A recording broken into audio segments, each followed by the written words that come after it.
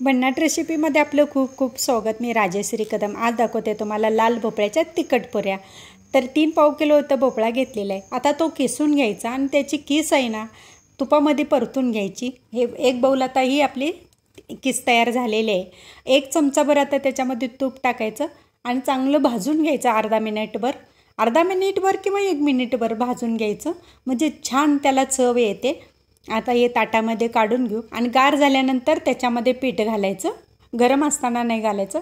आलं लसणाची पेस्ट घातलेली आहे, त्याच्यामध्ये हिंग, गोडा मसाला आणि धना जिरा पावडर आणि हा चाट मसाला घातलेला आहे, थोडासा ठेचा घातलेला आहे, त्याच्यामध्ये हळद आणि आता चवीनुसार मीठ घालून घेऊ, त्याच्यामध्ये कोथिंबीर आणि आता पीठ घालायचं आणि जेवढं पीठ बसेल ना तितकंच पीठ घालायचं। त्याच्यामध्ये पाण्याचा बिलकुलही वापर करायचा नाही, कारण पाणी घातल्यानंतर काय होतं मग पीठ जास्त घालावं लागतं।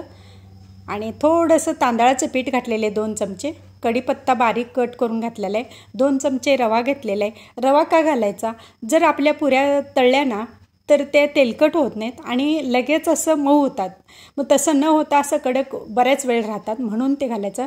थोडंसं ओवा क्रश केलेला तेही घालून घ्यायचं, म्हणजे डायजेस्टला चांगलं असतं। आणि आता हे 10 मिनटं ठेवून देऊ पीठ आणि असा मोठा उंडा घ्यायचा आणि मस्तपैकी त्याची पोळी लाटायची। सिंगलसुद्धा तुम्ही लाटू शकता पुऱ्या, पण त्याला फार वेळ लागतो, म्हणून असं मोठी पोळी लाटायचं आणि एखादं झाकणाचं टोपण घ्यायचं आणि कट करून घ्यायचं, म्हणजे पटापट 10 ते 15 मिनटात आपल्या पुऱ्या तयार होतात। आणि लालच भोपळा घ्यायचा। लाल का घ्यायचा तर तो चव छान असते त्याची, मग घारग्याला असू दे किंवा तिखट पुऱ्याला असू दे मस्त लागतात। आणि तुम्ही गोड घारगे खाल्ले असेल पण तिखट पुरी खाल्ली नसेल तर नक्की करून बघा आणि मला कमेंटमध्ये सांगा कशा झाल्यात त्या तिखट पुऱ्या। आणि आता हे 2-3 असं घालून त्या तळून घ्यायच्या आणि पटापट त्या भाजल्या जातात, फार असा वेळ लागत नाही आणि पटकन होतात। बाहेर पाऊस पडायला ना अशा वस्तू खायला मस्तच वाटतात, भजी म्हणा किंवा पुरी म्हणा, गरमागरम तळलेल्या वस्तू कुरकुरीत मस्त वाटतात खायला। आता हे तयार झालेल्या ना काढून घेऊ ताटामध्ये आणि दह्याबरोबर खायचं, मस्त लागतात त्या पुऱ्या। गरम खाल्ल्यात ना अशाच खाल्ल्या ना तरी पण छान लागतात त्या पुऱ्या।